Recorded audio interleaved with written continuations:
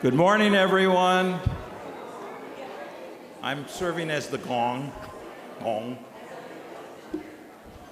My name is Cory Mason. I'm a board co-president. I'd like to welcome everybody here this morning. We will start with announcements. First up is Jeff Sayuda.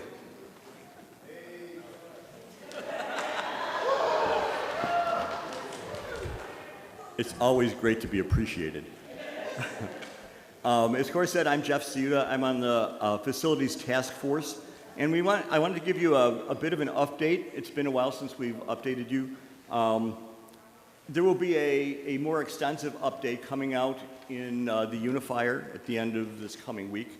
But for now, here's the top level on this. The cottage meetings that we had a few weeks ago, all the information has been compiled. It turned out to be a 25-page document. Every comment is recorded, and you will have access to them probably at the end of the week, thereabouts. And it has been summarized also, so you don't have to read all 25 pages. A part of a sub-team of our group is putting that together in graph form and in word cloud form, but you'll be able to see how everything came together. Great thanks to them because they did a lot of work reading through a lot of stuff and organizing it. So, our current 625 College, our church building, is being assessed by Rossi Construction. The board authorized a contract with them to do a thorough professional evaluation.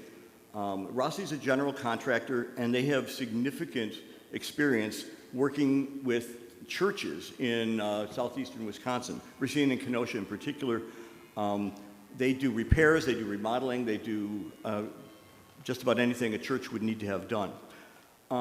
They are taking a look at our building and looking at all of the needs very broadly. What they're doing is bringing in subcontractors who are specialists in each of the areas. So they're looking at, just to name a few, the structure of the building itself, heating and air conditioning, the electrical, the plumbing, the lift, the bathrooms, ADA compliance, the organ, the windows. Everything that got mentioned in the cottage meetings is being addressed and looked at.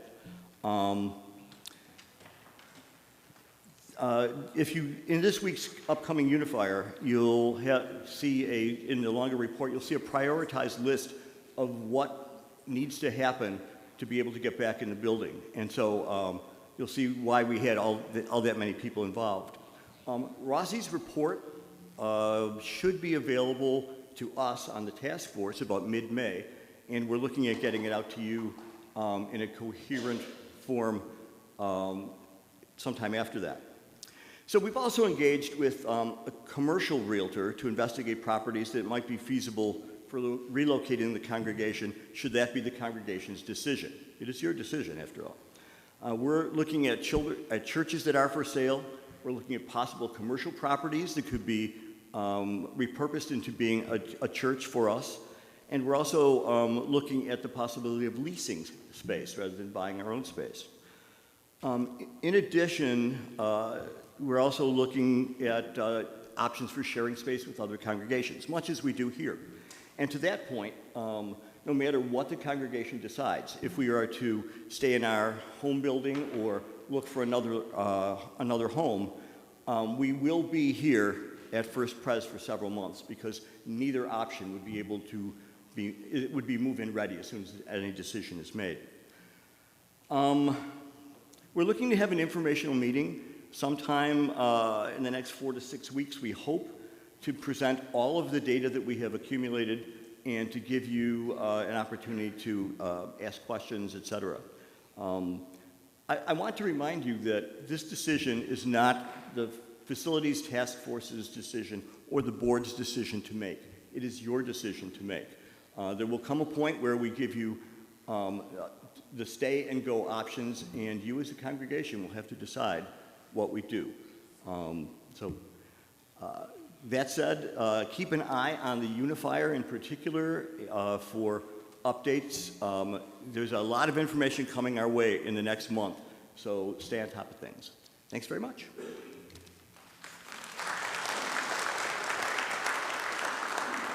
Next up is Mike Rude.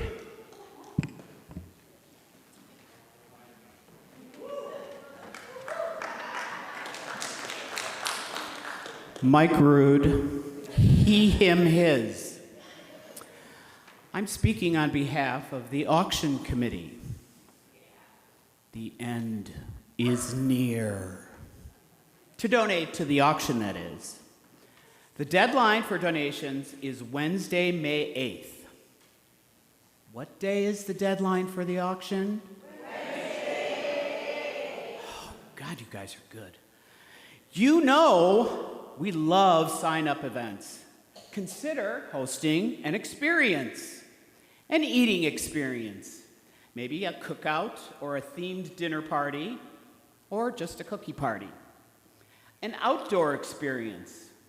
Maybe native wildflower hike, not a wildfire hike, wildflower hike, or a birding trip to Horicon Marsh, or to celebrate the solstice at sunrise. Use your imagination. Co-host an experience. Maybe you love to cook, but you don't have the space to entertain. You could team up with someone and co-host a party. These events are always a great way to get to know one another. And you do not want to miss this year's auction and the unveiling of the Annex treasures. This is your chance to take home a piece of OBUUC history. Some of the Annex treasures are art objects, musical instruments and drums, Jerry Cross photos, beautiful stained glass pieces made by Tom Zulke, and an array of Eastern religious relics from the Tony Larson collection. Be prepared to bid. And don't forget, the deadline to submit your donation is Wednesday, May 8th. Yes. The auction is May 15th through 19th. You can find the link to donate to the auction in today's email or the weekly email. So be generous. Give big to this church that we love so deeply. Thank you.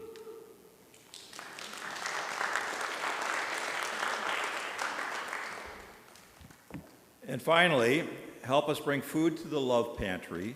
There are boxes of food items on the name tag table in the lobby. Please grab a few items or a box and bring it to the party next to the pantry. I'd rather go to the party. Next to the OBUUC building on your way out today. So hello to everybody online. I'd like to thank our volunteers today. Our ushers are Sandy and Brana.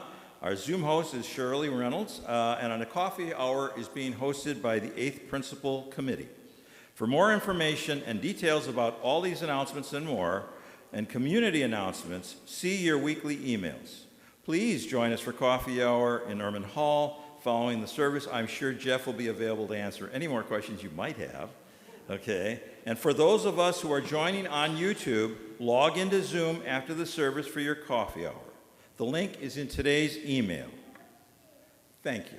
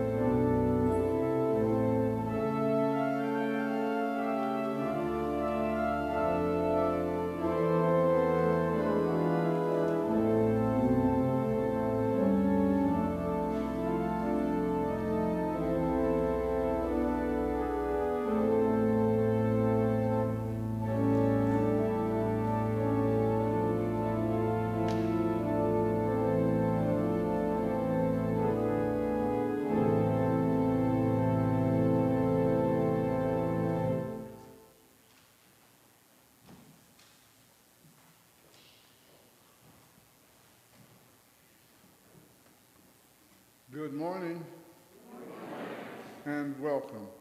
Welcome to Olympia Brown Unitarian Universalist Church. I am Carl Hubbard, one of your worship assistants this morning. My pronouns are he, him, his.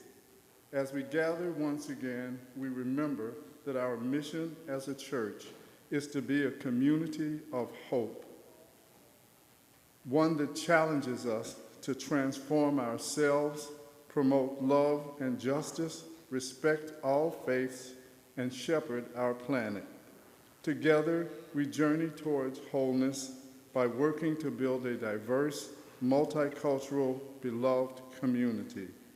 And as a people committed to the work of justice, we covenant to dismantle racism and all forms of systemic oppression.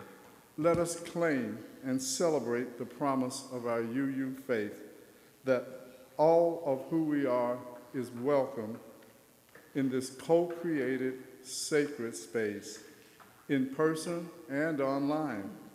It is good to be together.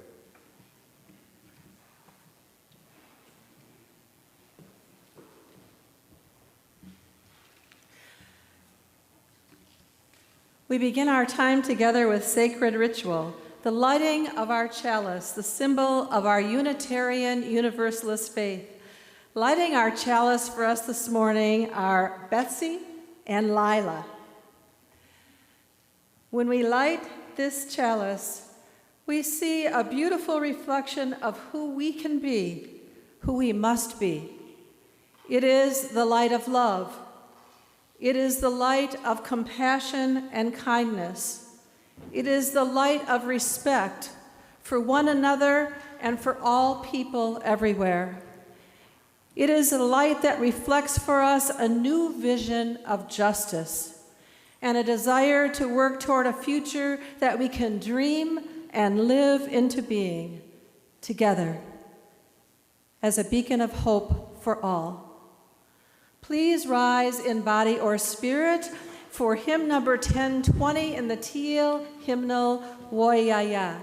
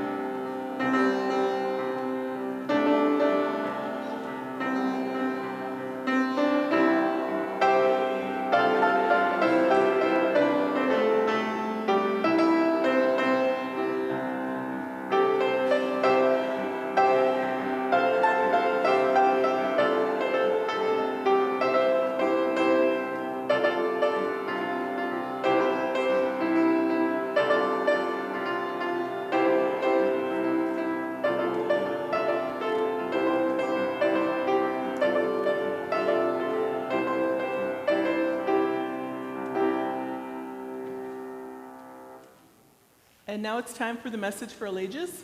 So if all the children and those young at heart can come on forward.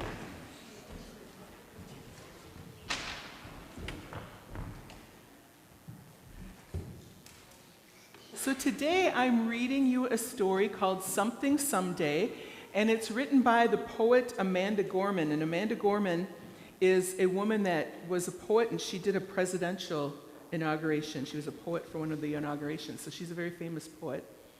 And this book is about a little boy and a little girl, but when I was reading through it, it really reminded me of our church, even though it's about a little boy and a little girl. So while I'm reading it, try to think why I think it reminds us of our church, and then you can tell me later why you think this story is like our church, okay?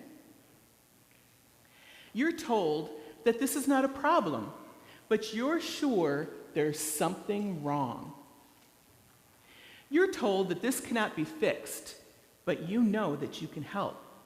You're told that this is too big for you, but you've seen the tiniest things make a huge difference.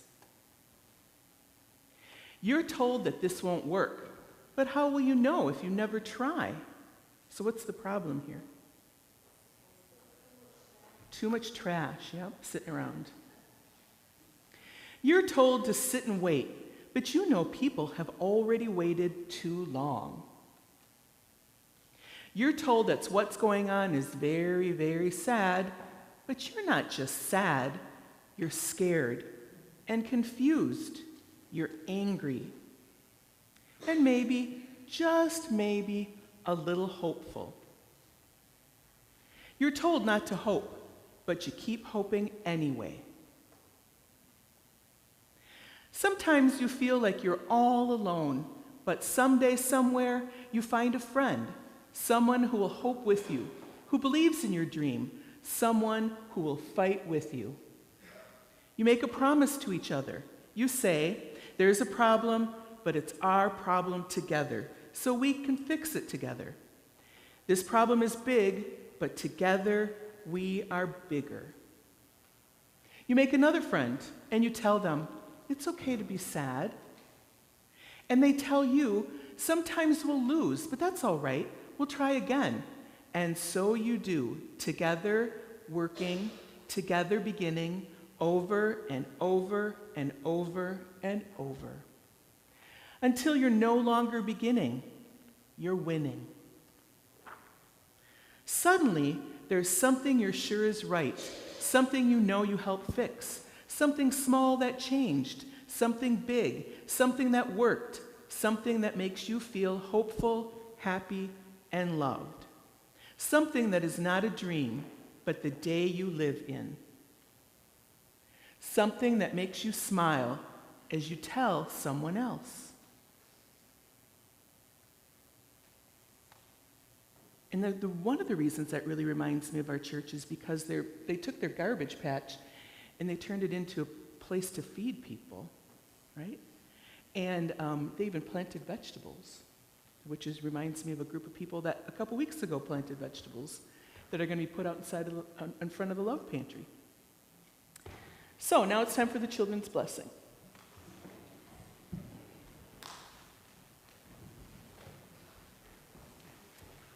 Ready? We are blessed. We are blessed by being. We are blessed by being here. We are blessed by being here together.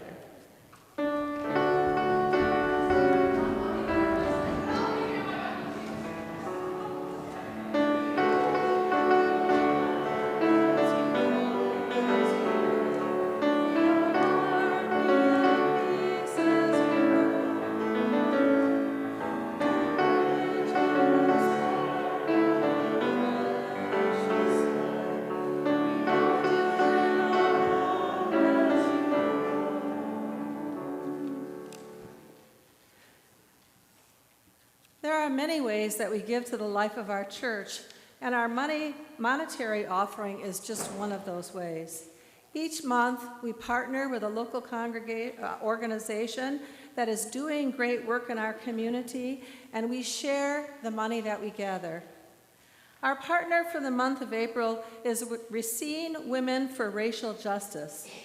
This important organization empowers Racine area women through education, conversation, critical analysis, collective action, and leadership to identify, interrupt, and dismantle racism in the community. Racine Women for Racial Justice envisions an equitable community where Black, Indigenous, and people of color experience justice, liberation, and freedom from marginalization, oppression, and disenfranchisement. It is truly a privilege to be partnered with this organization. Thank you for your generosity and your support. For all of the ways that you can donate, please see the back of your order of service.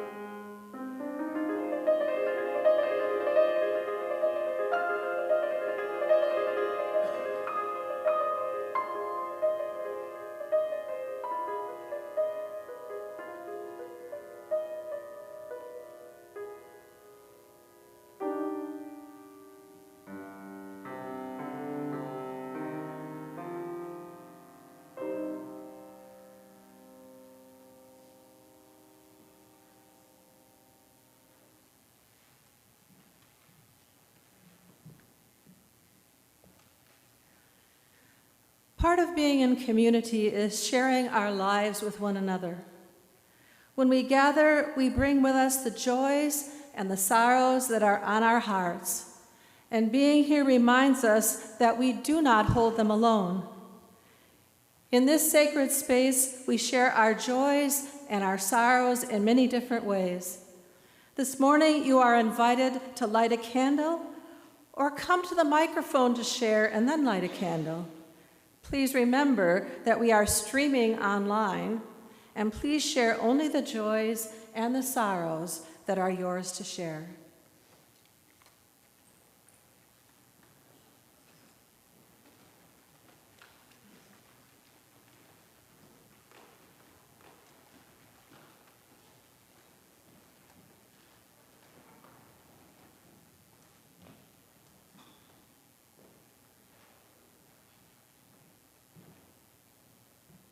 Ruth Bradford Johnson and I have two.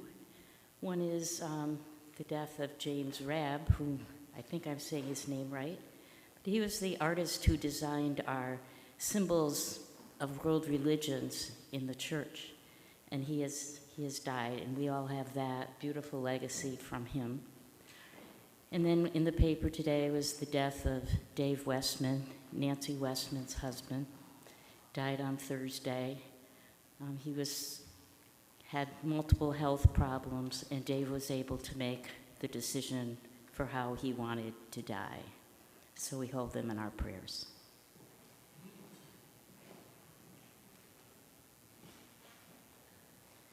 I have two sorrows also.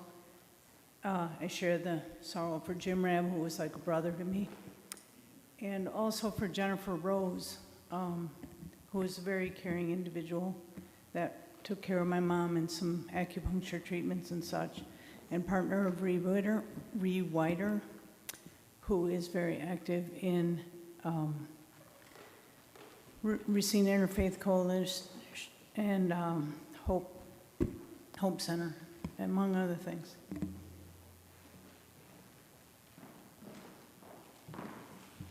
After that, I have a joy to share.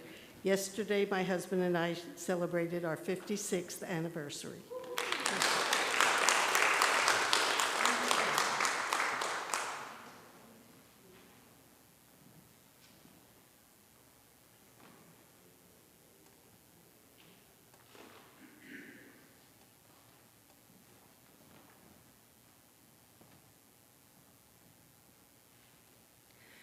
We will light one more candle for the joys and the sorrows that are on the hearts of our beloveds online.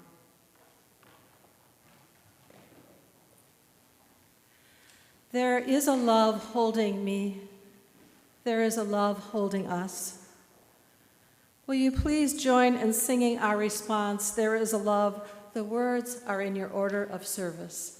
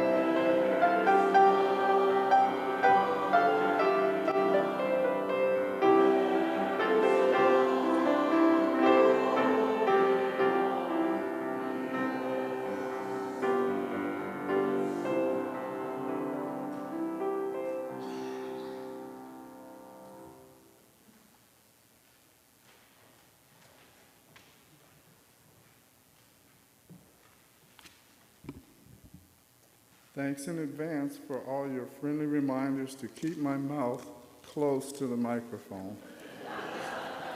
I appreciate your support. When Cory, Suzanne, and I were planning this service, we thought a lot about what to call our reflections. As you see, we decided that our beacon was a good choice. Beacons help guide travelers and navigators to their destinations. But lighthouses are not the only kinds of beacons. Merriam-Webster defines a beacon as a source of light, or alternately, a source of inspiration, such as a person who inspires, guides, and brings help and hope to others. This means that each of us can be a beacon, showing the bright lights of kindness and empathy to others within our community and within our congregation. So, how is Olympia Brown Unitarian Universalist Church a beacon? Why is it important that Racine has OBUUC? Who are we to this community, and what is it to us? Let me begin by saying why OBUUC is a beacon to me. As an African American gay man, I value a faith, a place of worship, and a community of people who are welcoming, inclusive, and who are, in the words of the 8th principle, which this church has adopted, working to build a diverse, multicultural, beloved community by our actions that accountably dismantle racism and other oppressions in ourselves and our institutions. But the question is not really about just me. Why is OBUUC important to Racine? Maybe because there are people in Racine, many people, some like me, who know this church affirms their inherent worth and dignity, recognizes that their lives matter, and actively works to make Racine a more just, more equitable, and safer place for them and us to live. The people of color and others who are our neighbors well know that the banner hanging above the doors of our church isn't just lip service to a popular and in some quarters unpopular expression. I think they know we mean it. For years, they saw our former minister, Reverend Tony Larson, show up with a guitar, a candle, and a prayer at the places where people, sadly, mostly people of color, lost their lives to guns and violence. In a sense, that tiny candle flame that Tony lit represents our chalice flame, its light and symbolic warmth extended to grieving families and communities. His songs and his prayers were a clear message. We see you, we value you, we mourn your loss with you. The we Tony's presence represented in those neighborhoods is us, Olympia Brown Unitarian Universalist Church. A couple of weeks ago, I attended a 90th birthday party for a woman who lives only 3 blocks from here. This was a big, crowded celebration, and every single person present was African American. As is often the topic of conversation in gatherings of black people, over 50 anyway, someone asked which church I attended. When I answered Olympia Brown Unitarian Universalist Church, many people knew about this church. They knew about the Black Lives Matter banner. They knew about the Love Pantry. They also knew that the late George Bray, a community leader, a social justice activist, and a much-loved member of Racine's black community, belonged to this church. They knew there is a space in our church named in honor and memory of him. By the way, there is also a community center near here named for him. The birthday lady was a friend of George Bray's for more than 40 years. She was present at our open house honoring him last June. Several other party guests had also attended that gathering. Nobody at that party spoke of OBUUC as a white church. They spoke about us as a good church. I think that says a lot about how we are thought of and valued by our neighbors. OBUUC's advocacy for women's reproductive rights, our willingness to provide a safe space in our sanctuary for Transgender Day of Remembrance events, our offertory outreach donations to the LGBT Center, which works to protect the safety and the rights of LGBTQ+ and non-binary Racinians, all these are ways this congregation and its members are beacons. OBUUC members individually and on committees work to stock the love pantry, organize open conversations on race, gender, and war, volunteer to act as court witnesses at immigration hearings, organize voter education and registration projects, work with the Racine Interfaith Coalition, Coming Together Racine, Racine Women for Racial Justice, Voces de la Frontera, Yes, that is Youth Empowered in the Struggle, and other community groups. Some of our members have spent years and many hours working to rid Racine's parks of noxious and invasive plants and to clean up our beaches. Our members who do and support all this work, they are our beacons. They, that is to say you, shine the lights of help and hope into this community. But does OBUUC need the Racine community? Well, yes. Alone, the work that our congregation does to fight against racism, against the outrageous denial of women's right to choose, against homophobia, against transphobia, against the oppressions of poverty, hunger, and hopelessness. This work is important and impactful, but it cannot really be transformative without our allies and our community partners who work with us. Impactful is a great start, but to borrow a phrase from that super famous rock group, Steelers' Wheels, with clowns to the left of us and jokers to the right, some of whom hold seats in the centers of power in Congress. Impactful is just not enough. Transformation is urgently required, and we must work in solidarity with our allies to achieve it. As Unitarian Universalists, our mission, our vision, our principles, and our covenant of right relations are an affirmation of the work we are called to do, and they are roadmaps to our destination, a world transformed by love, justice, and peace. In other words, the beloved community we seek.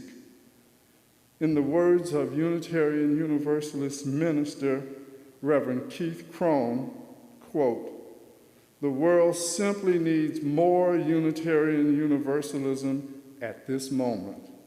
True that.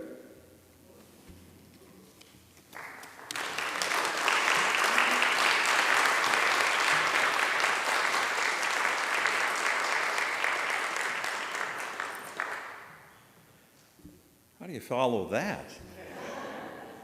Good morning. So, a lighthouse is often what comes to mind when you say beacon. It's a guiding light to bring vessels through the darkness to safety. So keep that image in your mind, the guiding light that's bringing the vessel to safety. So, I grew up in Caledonia. a modest subdivision, Crestview, which was by Lake Michigan and 6 Mile Road. In those days, just south of our house was George Cruz's farm. In the fall, we would hunt pheasants on the farm. We would load our shotguns in the kitchen, walk out the back door, and hunt. In Racine, okay, it was rural Racine. I went to St. Rita's grade school, and our concept at St. Rita's of outreach was collecting money for the pagan babies. I grew up in a totally white bubble. I don't think I ever even saw a person of color till late in high school. My father had grown up in the Depression, and at 14, he forged his birth certificate and a letter from his mother so that he could join the Merchant Marines on Lake Michigan to escape an alcoholic stepfather. Later, once he was 18, he joined the Army. He was in the 101st Airborne and fought in Korea. He was at the Yalu River when the Chinese came down, when many of his fellow servicemen did not survive. One time, we visited the EAA Museum in Oshkosh, where they had a DC-3 airplane. He explained how they had the static lines. They'd hook up and jump out of the plane. Every time they jumped, they worried about streamers.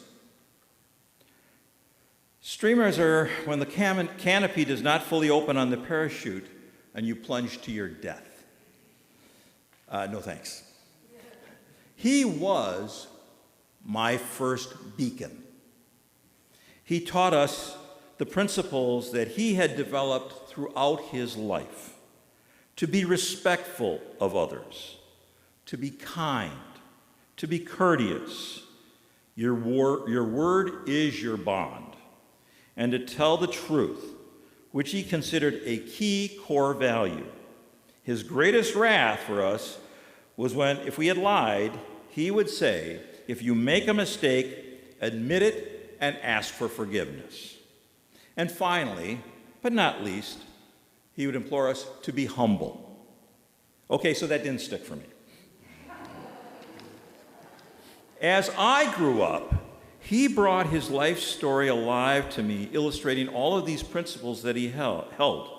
However, typical of his generation, he didn't say much. But I came to understand his life through an advantage we had in small snippets because we were also duck hunters. And if you're sitting in a duck line for 5 hours, just you're sitting there, there's a lot of time to finally start having conversations with each other. So we'd spend hours doing that in the fall. That beacon, my father, glowed very brightly in my eyes. His principles did stick with me more than any religion class. So in 1968, I graduated from St. Catherine's High School. The Tet Offensive was underway in Vietnam. Mindful of my father's service, I asked him if he thought I should enlist in honor of that service. He got a look on his face I had never seen before. He almost went into a whisper and told me that war is cruel and horrible. There is nothing glorious about it. He told me if I wanted to honor his sacrifices, I should go to school and do something positive to my life. He then set me on my life course because of those words. My first beacon, my father. I married Roseanne a little bit later. And we started to raise a family. I did guitar mass at St. Sebastian's Church. She was becoming more active in the community, and she became my second beacon. She helped me understand what white privilege is. I had no freaking clue, okay? It was like, it's just, I'm here. Well, it took her opportunity to basically get me that broader sense of humanity. I must admit, it took her years to help me become aware of a much more complicated and diverse world than the one I had grown up in. It was a difficult journey to go from clueless white guy to a much more aware humanist, and I'm still working on that. There is no doubt in my mind that without her guidance as my personal second beacon, I'd be a clueless white male today. That transformation forced me to look at my spirituality, but when Rose suggested I attend an OBUUC service, I said no. I was raised Catholic, my family was Catholic, and I would die Catholic. But, one Sunday, I was feeling particularly empty, and I agreed to go with Rose to OBUUC. And here, I found the core values I was raised with. And much more importantly, UUs didn't just talk the talk, they walked the talk. And I had the good fortune to find my third beacon. My father had died by then, but I could have seen him as a UU. And so I ask each of us to think about why it is so important that Racine has OBUUC as a beacon shining in the community. Our outreach for social justice and our passion for our 8 principles is crucial for the overall health of Racine. Think about Alex leading the service last week. Where else would that be possible? Think of Carl feeling welcome here. Think of the LGBTQ Center having a vocal ally. Think of the work we do with Rick. If there is a God, he, she, they could say to us, "Oh, you do understand what I was saying about the Beatitudes." So I'm going to ask us to look around now. Look at each other. We are all the beacons in this church together, okay? And I believe our church is a beacon for this community, and each of us is a light in that beacon, burning brightly to make our world a better place. I have been blessed to have 3 beacons in my life to show me safe passage. Each of us has this church as our personal beacon, and we fuel that light to share with others. I truly believe Racine is a richer community because OBUUC is part of it. And I want to thank each of you for your contributing light for this beacon. Could you rise as you are able for our closing hymn?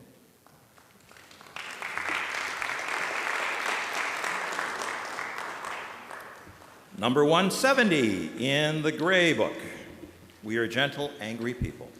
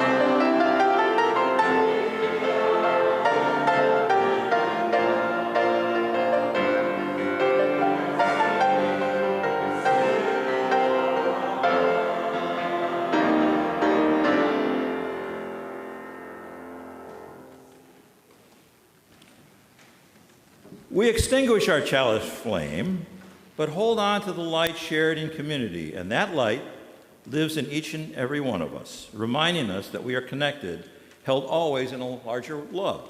Let's see if I can do this without burning my fingers.